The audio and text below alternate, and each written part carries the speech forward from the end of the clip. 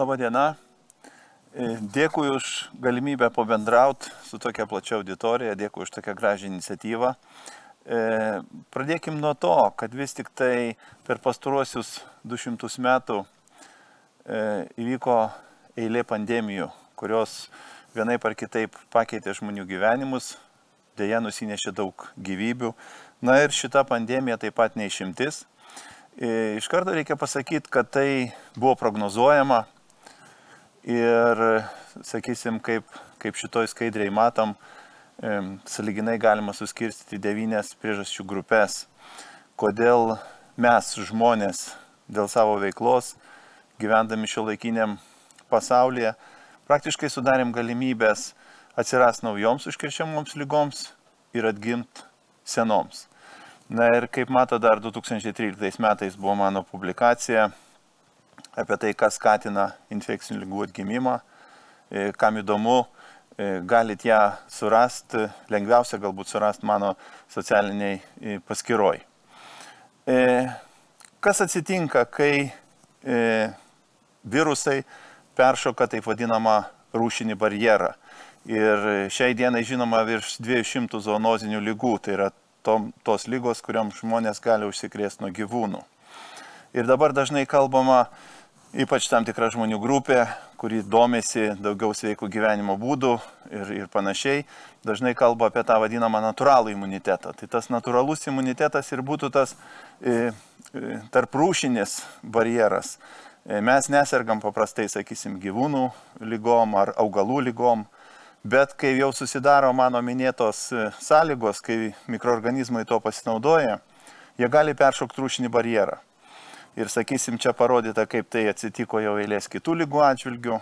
Ir pavyzdžiui, lygiai taip pat tas koronavirusas, kuris įprastai cirkuliuoja tarp šikšnosparnių ir kitų laukinių gyvūnų. Paprasčiausiai žmonės sudarė galimybę jam peršokti rūšinį barjerą, jis to pasinaudojo ir pradėjo plisti žmogaus žmogui. Ir tuomet mes niekas neturim jam imuniteto. Ir kai tapo aišku, kad Vuhane pradėjo plisti nauja lyga, iš karto buvo spėliojama ir numatomi, kokie galimi 4 koronavirusų protrūkio scenarijai. Ar viskas taip ir pasibaigs Kinijai, ar bus keletą kitų protrūkių ištrūks iš Kinijos, ar pandemiją pavyks atitolint ir to jinai baigsis galbūt, ar vis tik tai virusų sukeliama lyga taps sezoninė. Ir jau seniai aišku, kad dėja jinai jau tapo, galim pasakyti taip, sezoninė. Virusas diagnozuotas jau visose pasaulio žemynuose ir ne tik tai tarp žmonių, bet ir tarp kai kurių gyvūnų, pavyzdžiui, tarp audinių, tarp šeškų. Tai reiškia, kad mes vis tik tai turėsim gyventi nuolat su šito virusu, nuolat kaiminystėje su juo. Ir kitas klausimas, kaip mums pavyks su tuo susitvarkyti. Koks klausimas pirmiausiai kyla išgirdus apie naują lygą? Turbūt pirmiausia ir pagalvojam, ant kiek jinai yra pavojinga, ant kiek yra užkrečiama, ar aš galiu užsikrėsti ar ne, ir jeigu užsikrėsiu, kas man gresia, ar jinai yra mirtina ar ne. Ir va čia šitoj skaidriai parodyta eilė užkrečiamų lygų ir sulyginamas jos pagal tai, ant kiek jos yra užkrečiamos, ant kiek jos yra mirštamos, ant kiek yra pavojingos. Dažnai šita lyga yra lyginama su gripu, kadangi pažeidžia kvėpavimo takus, užsikrėtimo keliai panašus. Tiksliau netgi tie patys. Bet iš karto tapo aišku, kad naujo koronaviruso sukeliama lyga plinta 8 kartus greičiau negu gripas, mirštamumas 10 kartų didesnis. Ir čia reikia priminti, kad kiekvienais metais nuo 5 iki 10% suaugusių vaikučių apie 20% suserga gripu, o kur dar kitos peršalimo lygos. Ir tapo aišku, kad jeigu nesiimt kažkokių tai ypatingų priemonių, tai naujas koronavirusas gali labai greit išplist ir atnešti labai daug bėdos, labai daug žalos, nusinešti daug gyvybių. Infekcinės lygos paprastai dažnai lyginamos su aisbergu. Ir tai, ką mes matom viršui, virš vandens, ta vadinama tik tai aisbergo viršūnė, mažoji dalis tik tai yra tos ūminės infekcijos. Arčiau prieitėjus matosi povandeninė aisbergo dalis, tą, ką mes galime matyti, pilnai neišreikštos infekcijos. Na ir didžioji dalis yra tos besimptominės infekcijos. Taip yra ir su šita lyga. Ir kaip ką tik buvo minėtas pavyzdys, gerbiamo žurnalistės, kuri persirgo, kiek suprantu, lengva liga, jinai papuolė į tą 81% tų žmonių, kuriems liga pasireiškia lengvai. Bet yra dar ir tie, kurie nenustatyti, nežinomi atvejai. Na ir kaip matot, 14% maždaug susirgusių gali būti sunki liga, dėja, kai kam ir kritinė liga. Ir šiai dienai maždaug galima pasakyti taip, kad jau diagnozuota yra virš 100 milijonų užsikrėtusių žmonių. Per 2 milijonus jau yra registruota mirusių nuo šitos ligos. Maždaug galim padaryti tokią išvadą, kad 1000 užsikrėtusių nuo 5 iki 10 žmonių dėja nepavyks išgelbėti net ir šiuolaikiniai medicinai. Nuo ko tai priklauso? Nuo daugelio priežasčių. Bet iš šitos skaidrės aiškiai matom, kad lyginant ligos pavojingumą senjorams, kuriems yra virš 85 metų, kaip matot, jų mirties tikimybė nuo ligos yra 630 kartų didesnė negu jaunuolių iki 29 metų amžiaus. Iš čia aišku, kad ypatingai svarbu apsaugot savo senjorus, savo tėvelius, savo senelius ir bet kurį kitą žmogų, kuris turi kažkokių tai chroninių lygų, nes jiems liga gali komplikuotis labai sunkiai. Ir jau buvo paminėta, kad persirgus COVID-19 lygos pėdsakai lieka eilėje organizmų sistemų, nes faktiškai pažeidžiamos kraujagyslės, o jos yra visur. Ir tie padariniai gali atsiliepti vieniems anksčiau pasimato, kitiems vėliau. Ir gali būti pažeista bet kokia gyvybiškai svarbi organizmo sistema. Prisiminkim, kad lygą žinom visai neseniai. Kaip tik šiandien sutampa metai, kai pirmą kartą Lietuvoje, Šiauliuose, buvo diagnozuotas žmogus užsikrėtęs SARS-CoV-2 virusų sukeliančių COVID-19 lygą Lietuvoje. Ir kokie tie liekamieji, tolimieji reiškiniai, dar daug kas yra neaišku. Bet aišku viena, kad tam, kad vyktų epideminis procesas, tai yra, kad, kalbėkim šiuo atveju apie virusą, kad virusas susargdintų žmogų, tai pirmiausia reikia, kad būtų tas infekcijos šaltinis, šiuo atveju sergantis žmogus, būtų imlus žmogus, šiuo atveju imli yra visa visuomenė, nes virusas peršoko rūšinį barjerą ir nieks neturi imuniteto. Na ir virusui reikalingi plitimo keliai, o šiuo atveju plitimo kelias yra oras, tai yra stambus lašeliai ir aerozoliai. Oras reikalingas mums visiems, be oro tikrai negalim gyventi. Taigi, yra du būdai tik tai nugalėti, sakykim taip, epideminį procesą. Pirmas, diagnozuoti infekcijos šaltinį, jį izoliuoti, jį išgydyti. Ir čia susidurėm su didelė problema, su dideliu iššūkiu, kad vis tik tai žmonės besimptominiam laikotarpį, neturėdami jokių simptomų, patys to nežinodami, kad jie turi virusą, gali jį platinti, gali užkrėsti savo artimus žmonės.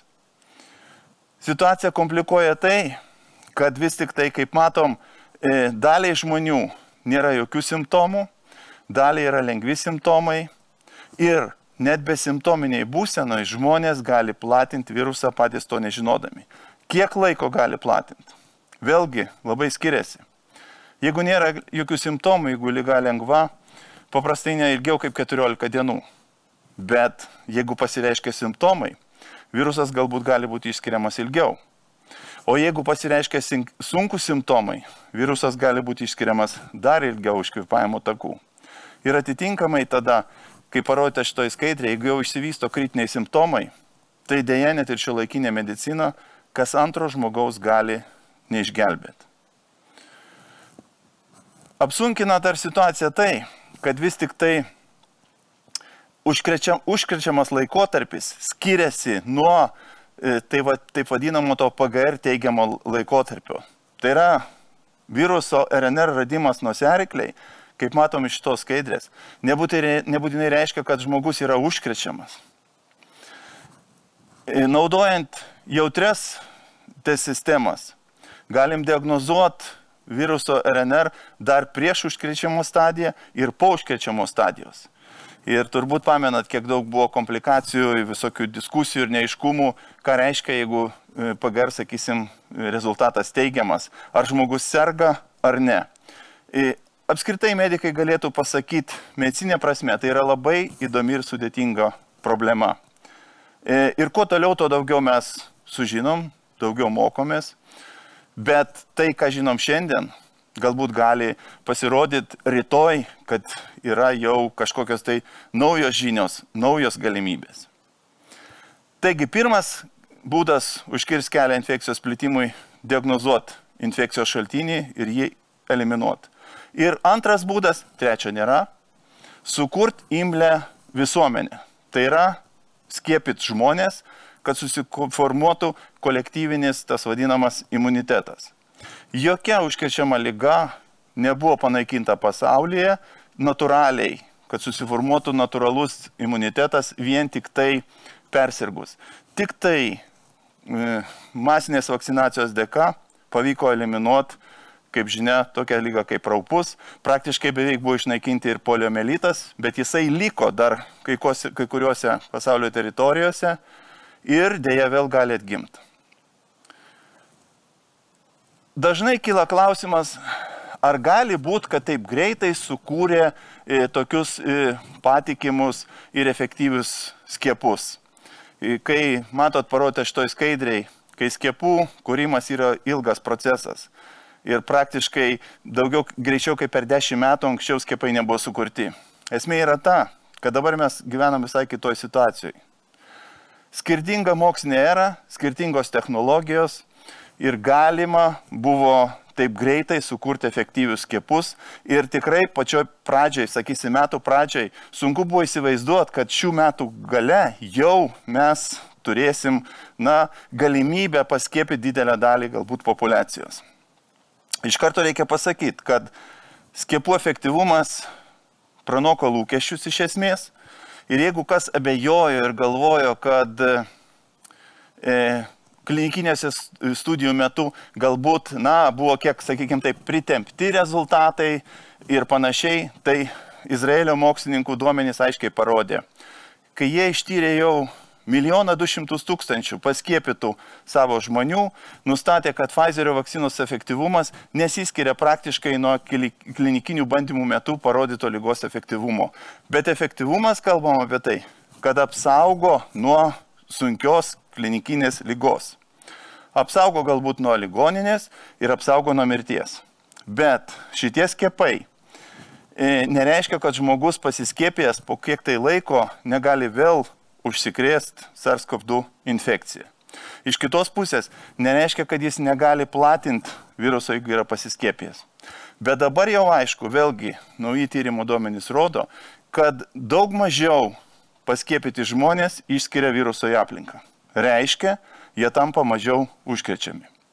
Deja, jau yra registruota ir pakartotinų užsikrėtimų atvejų, po to, kai žmogus pasveiko.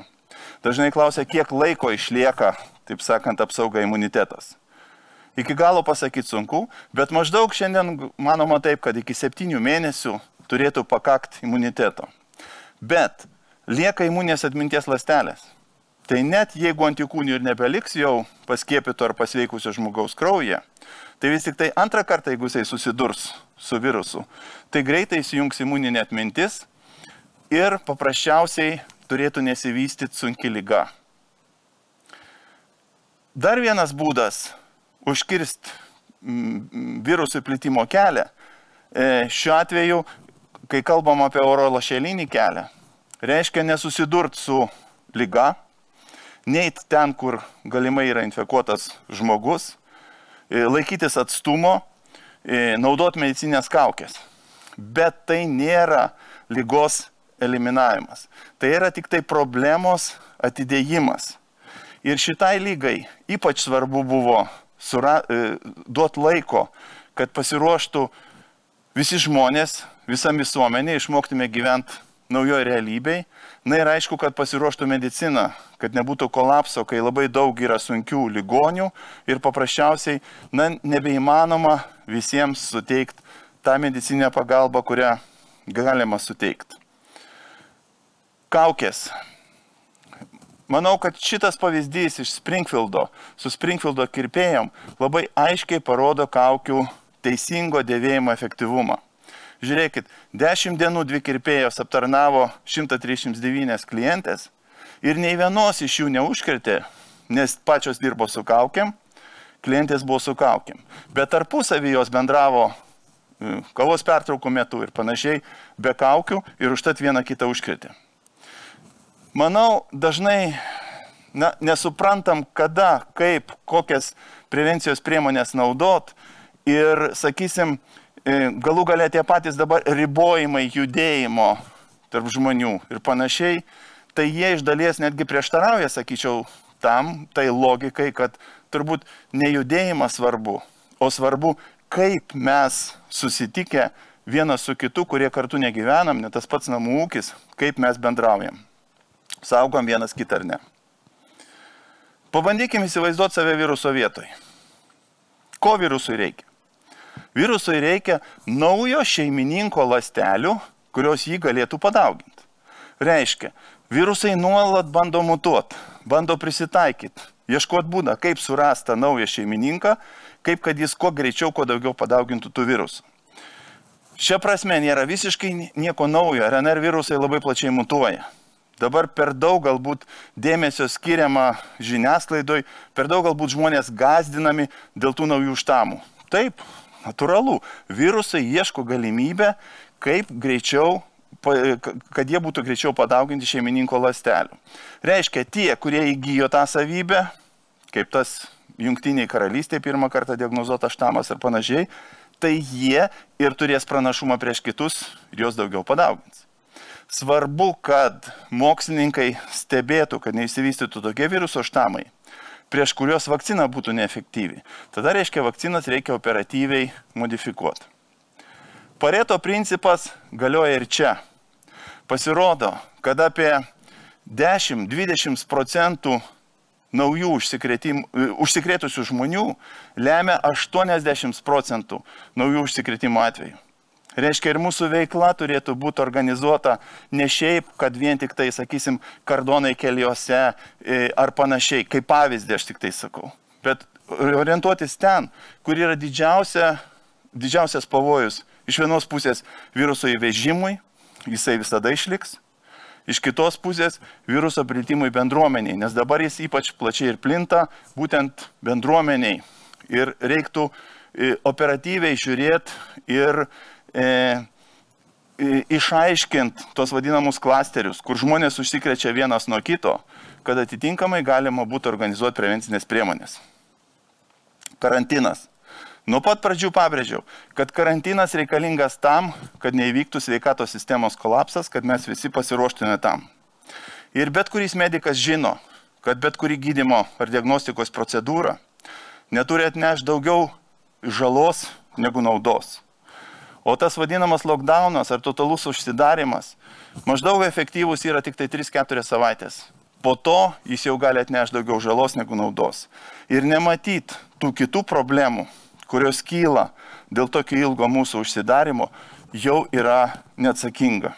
Na, ne veltui sakoma, kaip šitoj kinų liaudės patarliai, kad kvailiai daug galingesni už išminčius. Greit sugriaut galima daug ką, o pastatyt, atstatyt netai paprasta. Na ir šitoj vietoj, sakysim dabar, ką mes matom.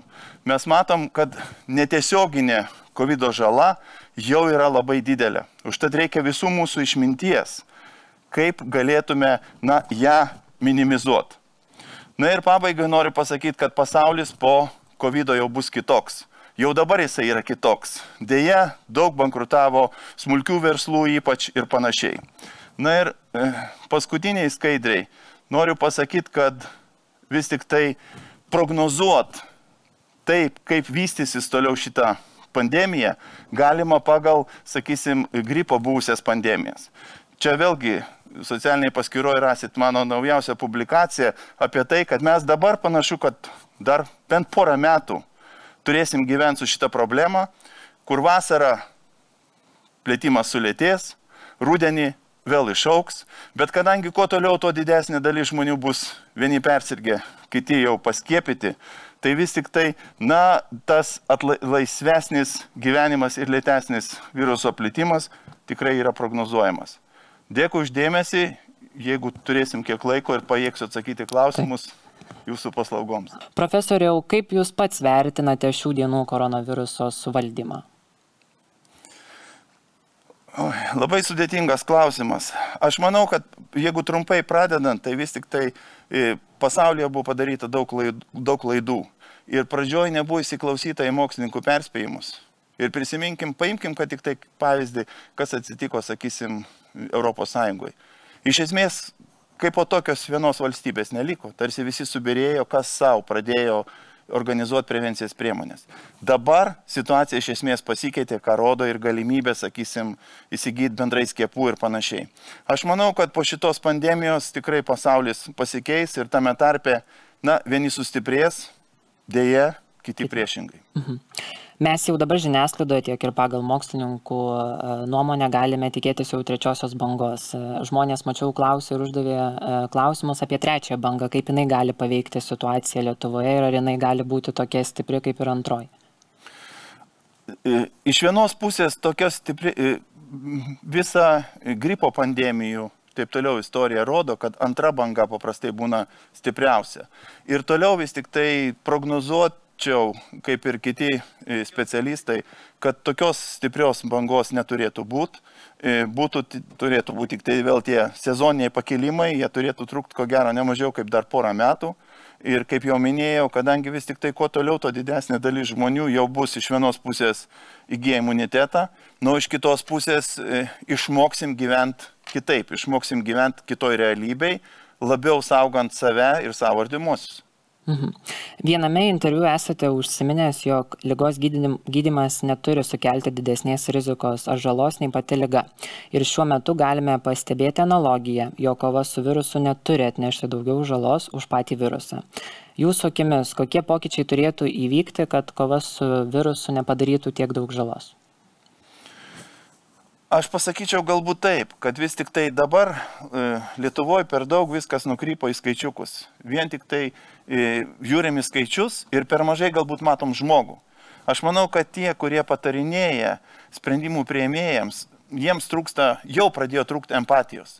Ir labai lengva manipuliuoti skaičiais, žmonių emocijom, kai kalbam apie sveikatą, apie gyvybę. Iš esmės kalbam apie gyvybių išsaugojimą. Ir tada kiti galbūt bijo net pareikšti kažkokią tai kitokią nuomonę.